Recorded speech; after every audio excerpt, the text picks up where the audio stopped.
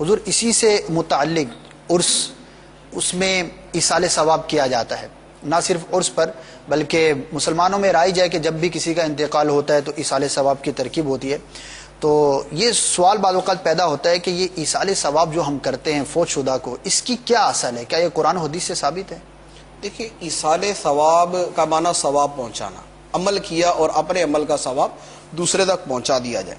آدمی کے عمل کا ثواب دوسرے کو پہنچتا ہے، دوسرے کو فائدہ پہنچتا ہے۔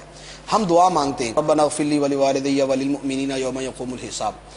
اب ہم دعا مانگ رہے، دعا عمل تو ہمارا ہے، ہمارا عمل ہے، لیکن اس کا فائدہ دوسروں کو پہنچ رہا ہے۔ قرآن پاک کے اندر دوسری جگہ ہے ربنا اغفر لنا ولاخواننا الذین سبقونا بالایمان، کہ اے اللہ ہمیں بخش دے اور ہمارے جو ہم سے جو پہلے ایمان لے ان کو بخش دے۔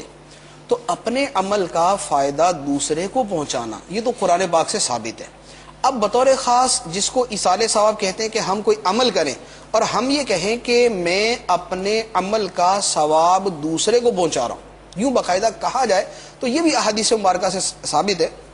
بخاری شریف کی حدیث مبارک ہے، حضرت عائشہ رضی اللہ تعالی عنہا سے مروی ہے، سرکار دو عالم صلی اللہ تعالی علیہ وآلہ وسلم کی بارگاہ میں ایک صحابی حاضر ہوئے اور انہوں نے عرض کیا کہ ان امی افتلتت، کہ میری والدہ کا انتقال ہو گیا، وَأَزُّ بولتی۔